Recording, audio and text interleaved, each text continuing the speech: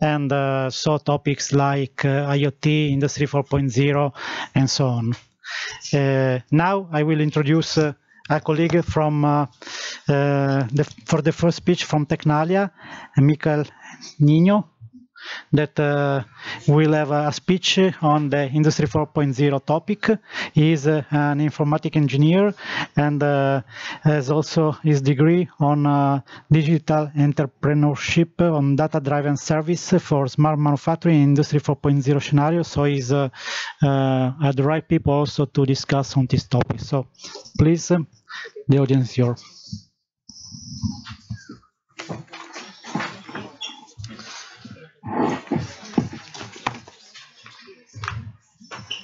So, yeah. Okay. So, good afternoon, everyone. Maybe sure. I have to. Okay. It's okay. I cannot move from here. Sorry. Okay. So, the vision of Industry 4.0 I want to share with you in my talk is based on the. No? No. Maybe you can use the other one. No, that's not You have to go closer to the microphone. No. You can close it. Like this? Oh, sorry. Wow.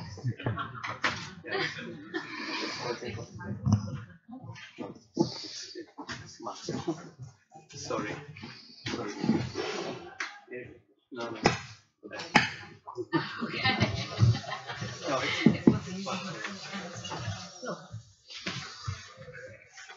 Okay, so I will stay here. Okay. It's quite a problem because I tend to move around. And, the vision I want to share with you about Industry 4.0 in my talk is based on the answer of these basic questions.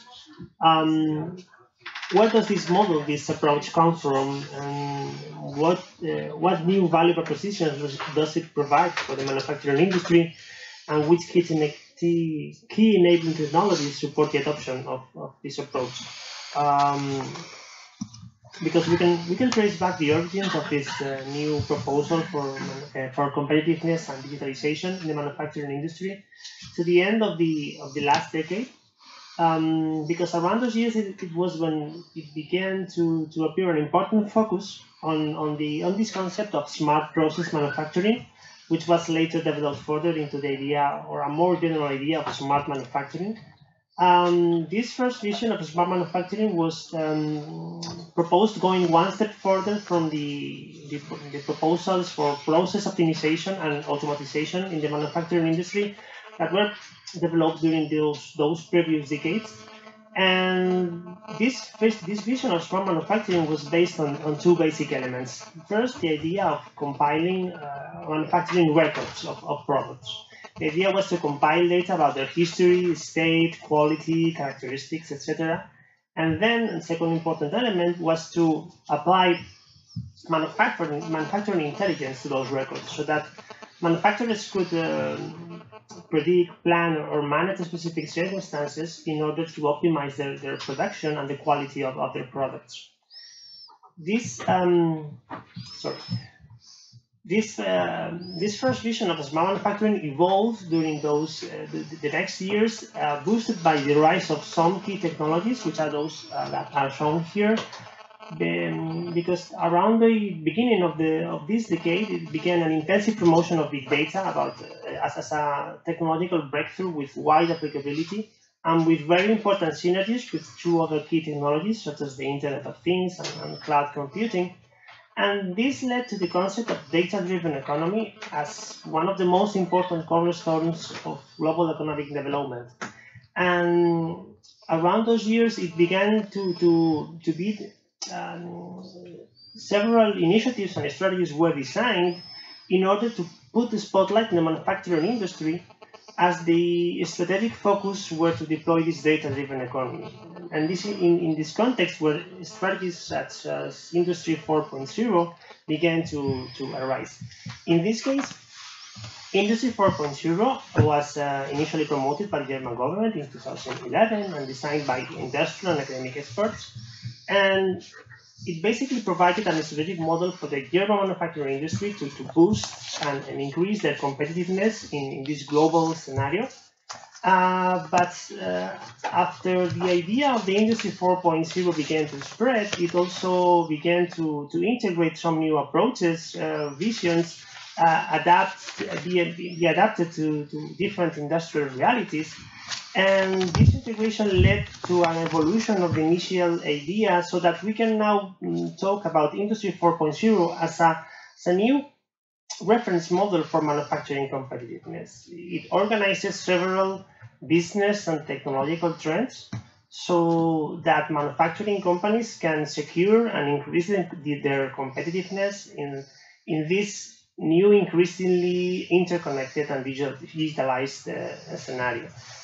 This new reference model of Industry 4.0 allows us to identify some key application scopes of this approach, the main potential benefits and returns for manufacturing industry, and also the key technologies that support this approach thanks to adoption projects on these key application scopes.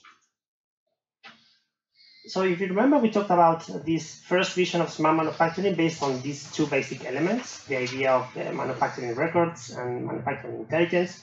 So there are three major areas where this new model of Industry 4.0 extends the original vision of smart manufacturing. First, it extends the vision of the data to be captured in a manufacturing company or in a manufacturing facility, not only about products themselves, but also about those physical assets, industrial assets, equipment, machines, etc., that take part in the manufacturing process as standalone units that can be analyzed by themselves. So we can just we can gather data records focused on those physical assets, and from them apply data analytics to obtain some value, some outcome. This is when also we began to talk about the concept of digital twin as this idea of dynamic virtual replica of each physical asset involved in a manufacturing process. This digital representation of its main elements and the dynamics about how they behave and how they evolve throughout the entire life cycle.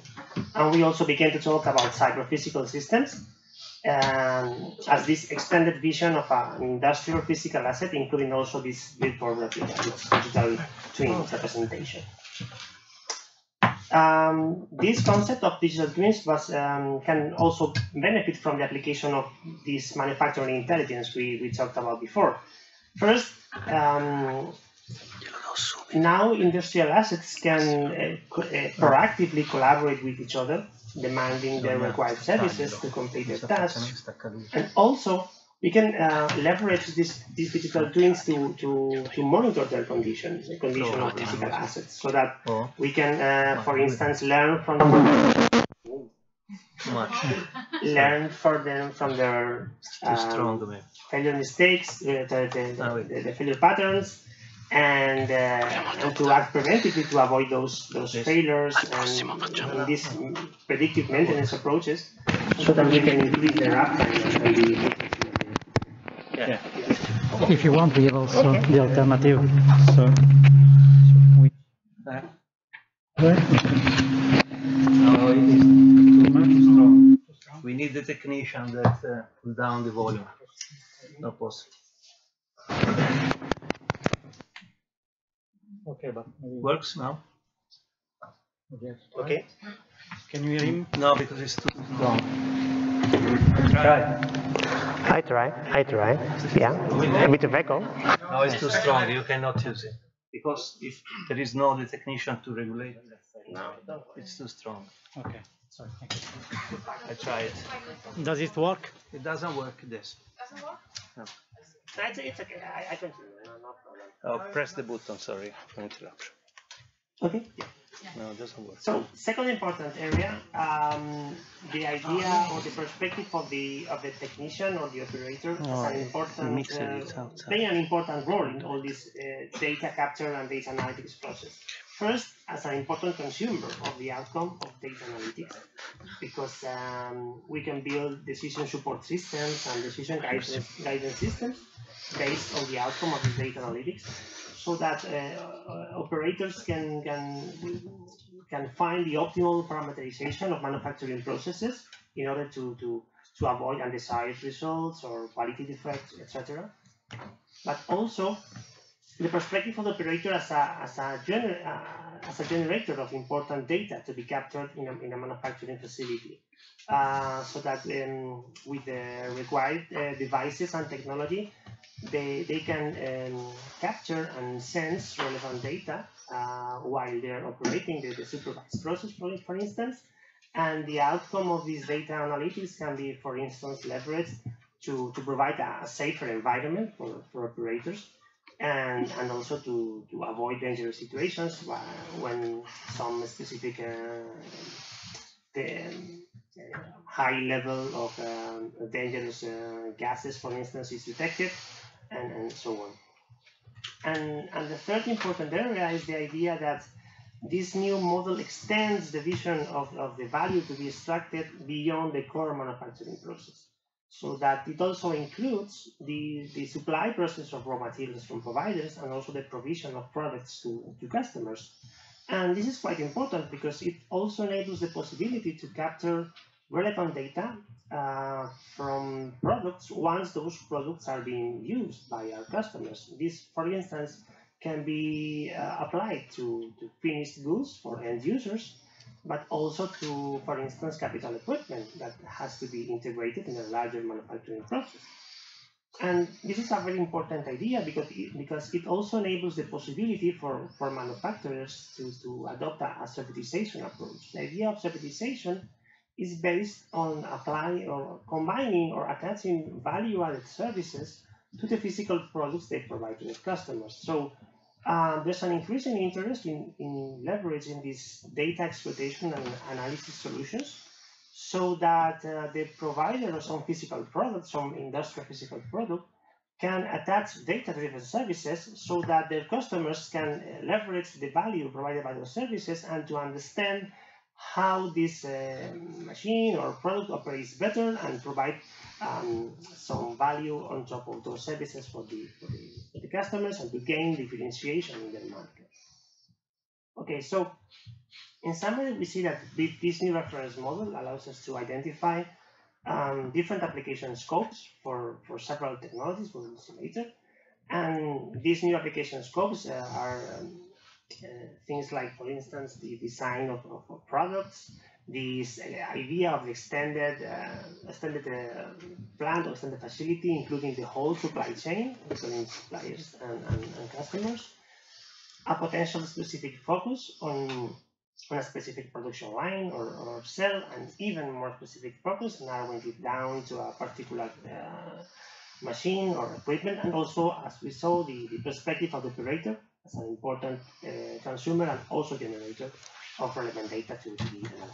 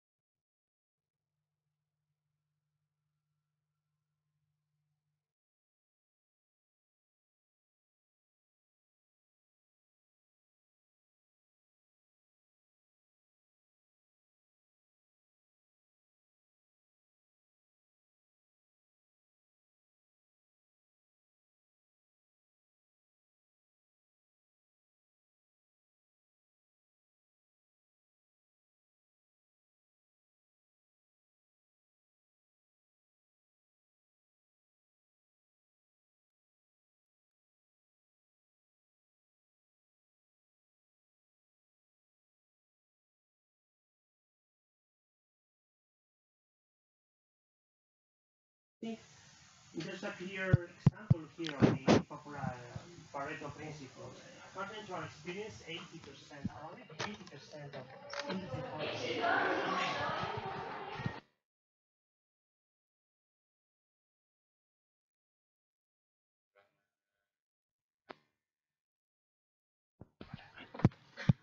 That's because the combination of these technologies support or provide the support for all the stages of the data lifecycle. Since the stage where some relevant data are available in a monitor, in a manufacturing asset, some industrial assets, up to the stage where those data can be integrated with more data and analyzed in different exploitation solutions.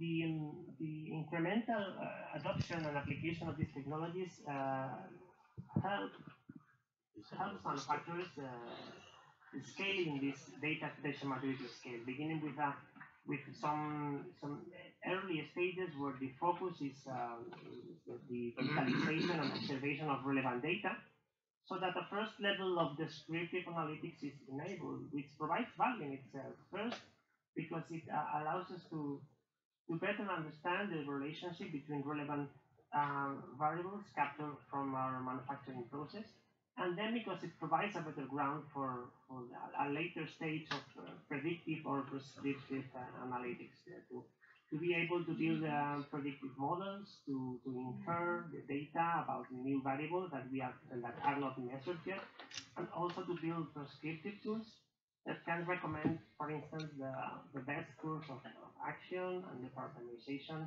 for our processes to avoid undesired results, quality defects, business failures, etc. Some examples here about the potential application. I'm not going to take much time here, but we talked about predictive maintenance to avoid unexpected failures in equipment and to increase productivity. The idea of sub-sensors, creating new variables, not deploying new sensors, new physical sensors, but to inferring those data from the measurements that captured in our process. The idea of optimization, energetic efficiency, etc.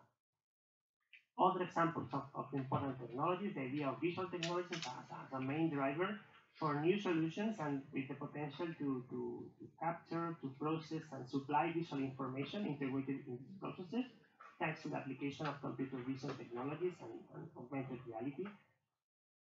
With vision technologies, the new advances in this line provide much stronger and much faster tools and better hardware to capture visual information and to process that information in order to extract inferences, to extract value from images, from visual data, with new powerful algorithms based on deep learning solutions, for instance. And also the idea of integrating visual information in the usual operation of the technicians in a manufacturing facility to provide a better guide, a better support for their tasks, and also with the potential integration with other different devices and wearables to provide, for instance, alerts when they have to undertake some corrective actions, etc.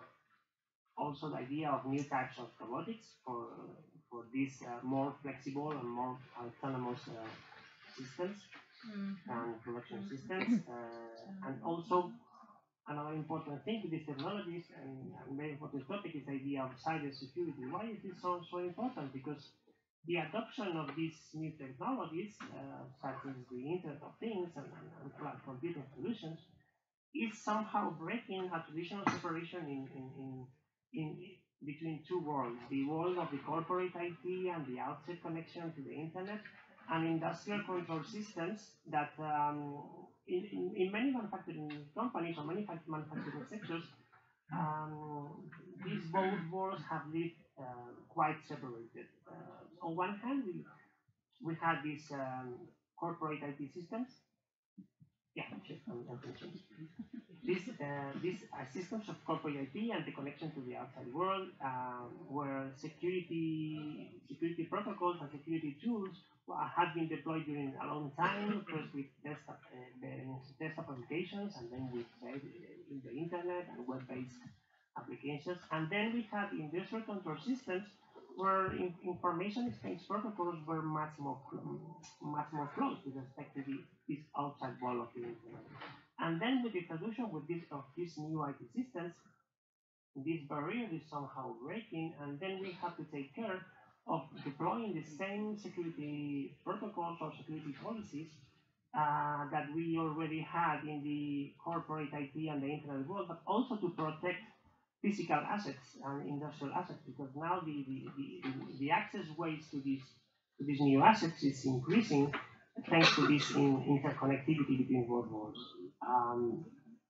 What's ahead in this topic? Well, most recent news from the European Commission are talking about a new framework for cybersecurity certification, with ideas of identifying different critical levels on systems and products, deploying new certificates of conformity, and also idea of security by design, so that a duty of care for developers and providers of these systems to secure the security of these products throughout the entire life cycle.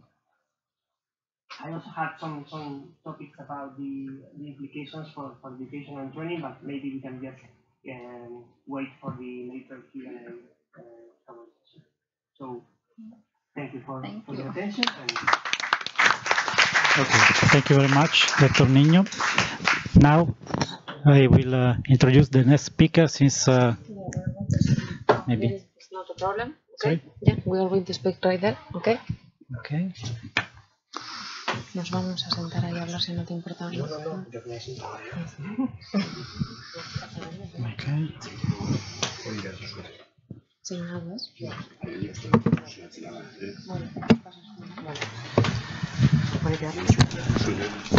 Vale, aurrera el Vale.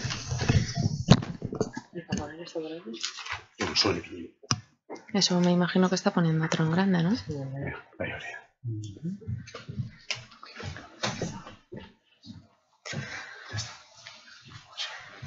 Okay. Bueno, good afternoon. First of all, we would like to thank you for inviting us to the conference, and congratulations for your Skillman project. My name is Amaya Lorriaga, and I come from Gestamp, as well as Miriam Merrant, that she was a student from Gestamp Technology Institute, and right now she's working in Gestamp. So at the end of the presentation, she's going to tell us her success story about studying with us and now having a professional career, no?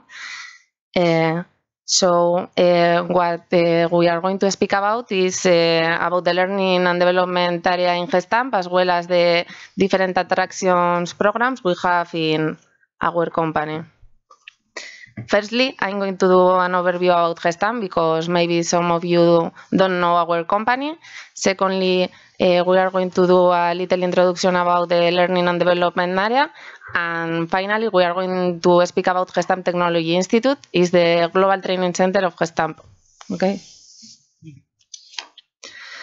So let's start introducing Gestamp. Gestamp is a global company that manufactures automotive pieces. Even if it started in 1997, nowadays it's over more than 20 countries, and right now we are more than 30,000 employees. So we are in a continuous development of technology and working for reducing the environmental impact. So in that situation, you would ask yourself, why is so important learning and development? What it happens is that we have a lack of the desired skills in the people that are in the market. So in learning and development, we have to design and deliver innovative learning programs that make possible to have the prepared people for working with us. So this brings us to our responsibilities. What we do is clarify the different skills or competences that are needed in the people, then define the best learning methodology, as it could be ETASI that we have been visiting here in Technica today. We also use it, no? And then organize the learning needs for each student, because every person is different and their needs too.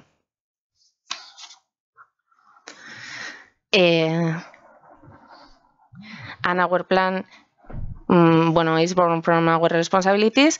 We work in 2 different areas. It's not the same if you start new in the company or if you have already a career of 20 years, so your needs would be different. Because of that, our plan is to improve every day our employees' skills in a continuous basis, so they could be motivated, but also giving a response to the needs that are in the market in a very complex way, and also attract the new talent.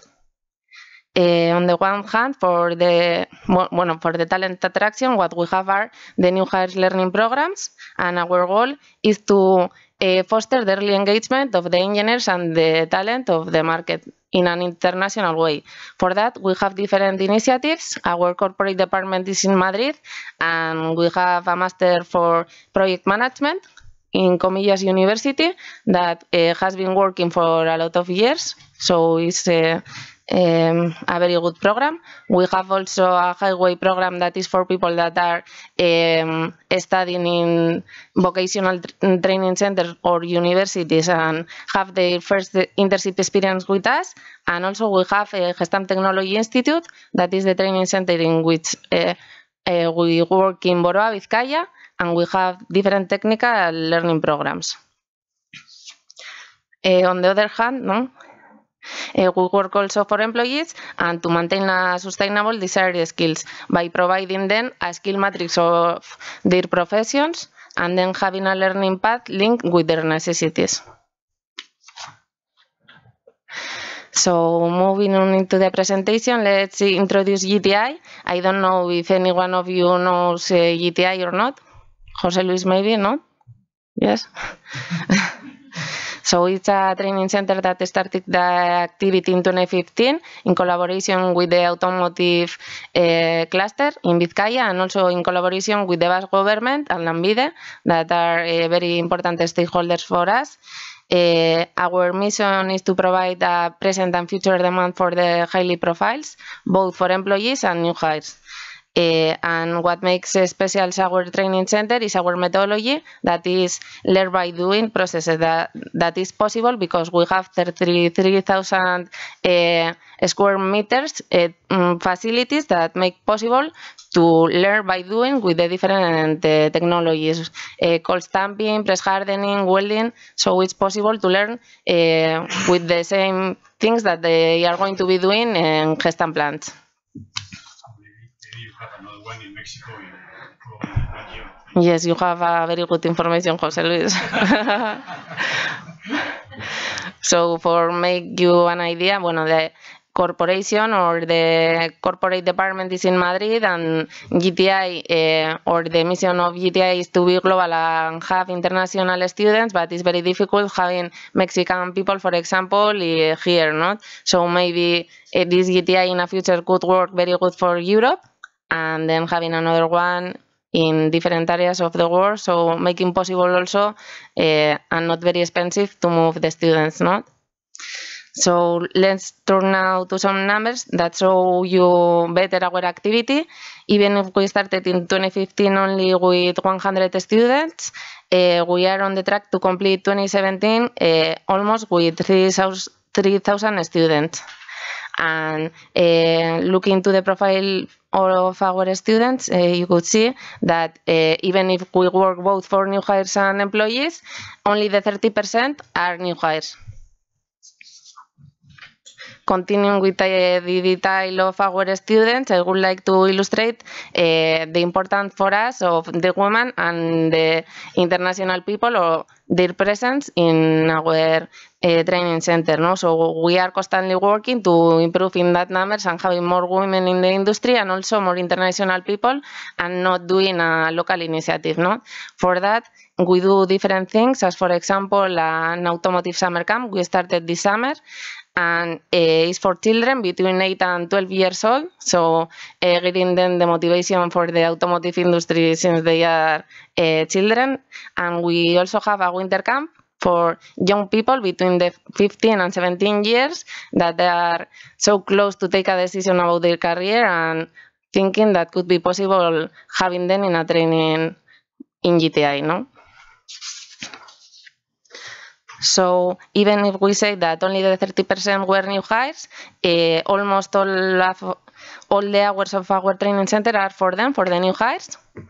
And because it's our main activity, no? Make the talent pool that could be possible to bring the prepared people that are needed in the business, as tool makers, engineers, and so on. Well, as we mentioned, our focus are in the new hires training programs, and we work for the different technologies or skills that are needed in Gestamp in different areas. For example, for process standardization, we are working in metrology, in press hardening, or welding training programs. In products, for example, we are having tool making training programs, and in digital transformation, we are also working with SAP or Team Center training programs.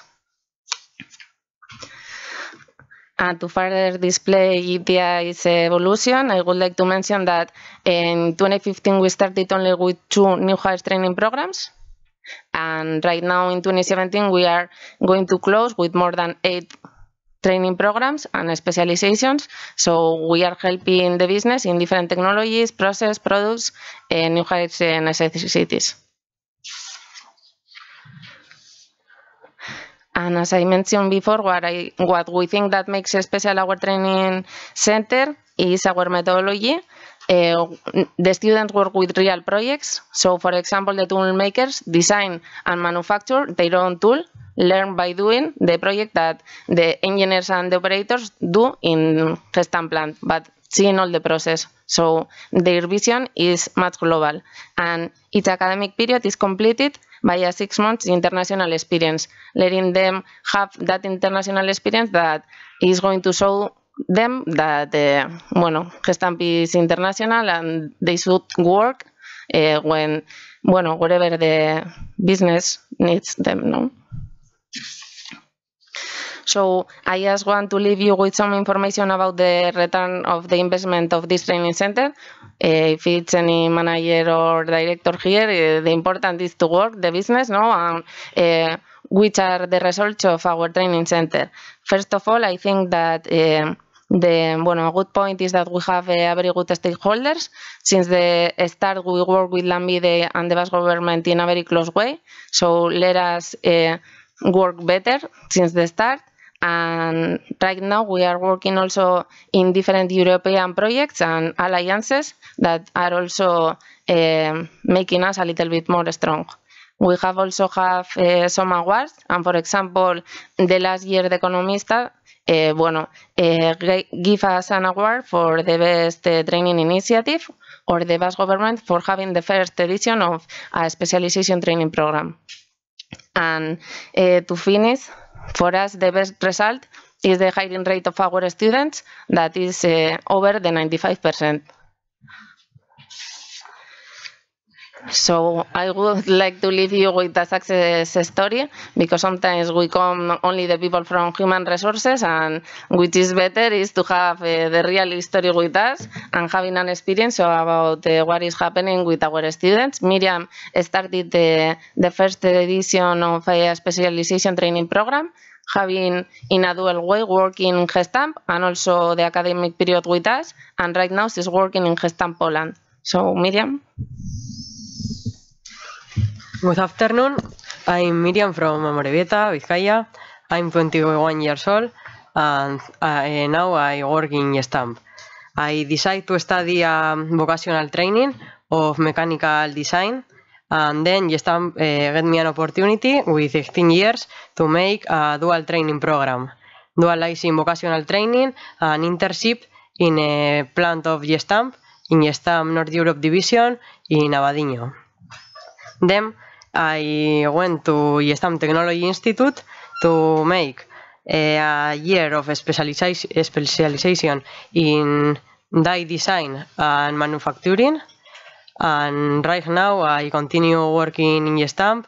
Now I work in Gestamp Poland. In Poland, in Bresnia. It's near Poznan. Yes, in Bresnia. And I'm very happy. And then in Poland I am in quality process improvement.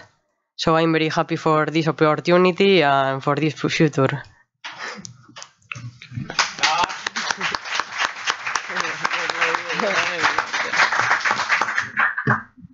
Muy bien, ahí. Okay, thank you very much. Now let me introduce the last speaker for this session. Okay, the speech. It is Sergio Rinaldi from University of Calabria, and the speech will be on education for advanced manufacturing process design and optimization.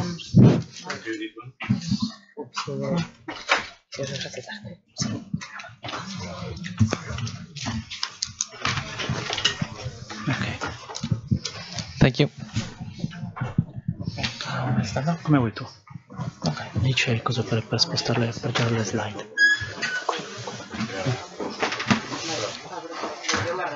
Okay. Okay, thank you. And then I come from University of Calabria. Just a few words about my university. It's in the southern part of Italy and was founded in 1972. It's located in Cosenza. We have something like 800 professors and nearly 45,000 students. It's important to point out that nearly 700 of our students comes from 75 different countries thanks to the Erasmus program. I work at Department of Mechanical Energy and Management Engineering, DMEG.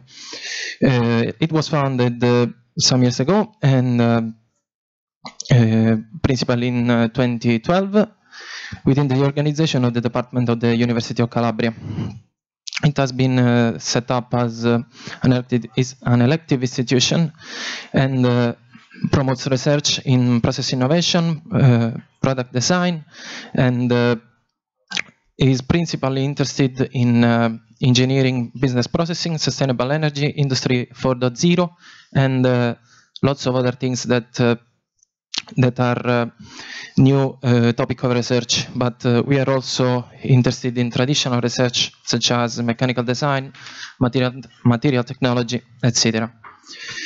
It's worth to point out that something like the 22% of the spin-off companies in all our region are affiliated with DMEG. Okay, let's start with our student coaching methodologies. There are lots of different ways, techniques, etc. that we use to introduce our students to the world of research. It's hard to define all this one, but in order to do a better explaining, I divided it into three different moments. All the three happens principally during the master degree of the students. The first one happens during courses and lessons. The second one in extracurricular activities, and the third one during the master thesis experience of the students. The first one, courses and lessons, are frequently structured basing the different courses on projects. Students are involved in product and processes design and in academic and industrial research, depending on the different course. An example for the first one are the design during a course of an industrial mixer, or the design of the manufacturing chain of a multifunctional bank for the gym. An example for the second one could be a project that where I involved on, that was the design of the industrial process of a crankshaft that was aimed to increment the grain refinement on the crystalline structures in order to improve the fatigue life, and was more oriented on research than on industrial design. In our university, there are lots of extracurricular activities, but the two main activities that involves mainly our departments are the Business Game Simulation Challenge, IG4U, that our students took the first place this year, and we are proud of them. And the second one, that is the formula SIE. In particular, here the students are involved in the design and frequently also the manufacturing of the components in order to realize a formula car. Our best placing was last year, and we arrived at fourth place. Then the last one is during the master thesis, where the students are introduced to the main topic that may involve the scientific research or the industrial research. Principal, they learn how to do a state-of-the-art or to search in scientific literature, and then they're involved in experimental studies or frequently in simulation. Their master thesis may be done in different localities. The first one and the obvious one is at University of Calabria, where they're involved in our research project, and they work in our laboratories and with our clusters. Then frequently we send our students to work with national industries or research centers, and at least in foreign universities and research centers. And this is very important because it's important to link strictly all the reality that are involved in research in order to promote the exchange of the ideas. Now, first I'll just show you some of the smart manufacturing topics that we offer to our students to be introduced into research. At first, multi-material design, modeling, simulation, and testing, right material selection, topology optimization, place taking sequence on composite materials, static dynamic analysis, etc. On the second one, they regard the parametric design, CAD modeling, feature geometry, spatial orientation, and mesh generation and CIA-based optimization. Also, this one may be easily linked to composite design. And the last one, where I involved one with my research group, that is manufacturing group, cryogenic machining, mechanical joining, innovative welding, friction stir welding, etc., and rapid manufacturing that involves principally additive manufacturing. Now, I'll be fast as well. Just let me spend a few words on what is my subgroup of research work. We work on hard machining and cryogenic machining. We principally use our experimental setup that allows us to realize experimental tests on hard turning, cryogenic turning, and different lubricooling condition turning. This is the example of cryogenic turning, and we analyze all the variables that are of industrial interest involved into a machining processes. For example, temperature, tool wear, cutting forces, etc. This is aimed to improve the surface integrity on macro scale and micro scale. The first one are the characteristics that could be analyzed on the worked surface, surface roughness, hardness, etc. Then in the subsurface, we can find the microscale variables that we are interested on, as micro hardness, residual stress, etc. In particular, we are interested in improving of surface integrity in order to improve the mechanical characteristics of the worked products that may be applied in aerospace, automotive, and all other sectors. Now we have a work in progress that's a physics-based model that aims to describe the flow behavior of a machined part, describing it via microstructural changes, as example involving dislocation density and grain size, in order to evaluate the surface modification that are linked to the mechanical properties of the surface, obviously, and as example, contact surface, wear, etc. And in and the grind size modification and the dislocation density accumulation into the chip. Thank you. Thank you very much. Okay, now let's first of all thanks all the speaker. I think that now it's time also to move to the workshop session. So Giovanni will give us information on that. And Fabio helped me. Ora? No, dopo il workshop. Sì, so the program is to move to workshop rooms now, but we would like to ask you to a little bit redistribute in the rooms, otherwise we have some room empty and one room full of all the participants here. So there is no sense to move in another room, we could stay here. So please, we need some voluntary for the robot workshop and for the composite material workshop. So the ones who were planning to go in the first group could gently move in one of these other groups. So who is the volunteer to change, please? Okay, 1, 2, 3 is enough. Okay, just to change from the... Yes, thank you. Okay, so Jose Luis, I think you know everything. in which room we have to move? You got the There are papers. Here is one. okay. The first one is right. So in this corridor, There's one.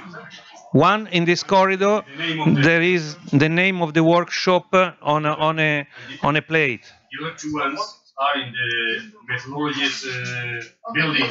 In the other building. In the other building. So we have to go out through the stairs Okay. and downstairs. There is the upstairs. Ah, okay. And upstairs in the other building there are other 2 rooms. Okay, in the white section. Okay. I have also to inform you that after the workshop end, we will come back here. We have the ceremony hours. We will give some prize, some plate, and then I think it will be the closing of the conference. So what time we have to come back here? 5 o'clock. So everybody are committed to be back here at 5 o'clock. Thank you very much.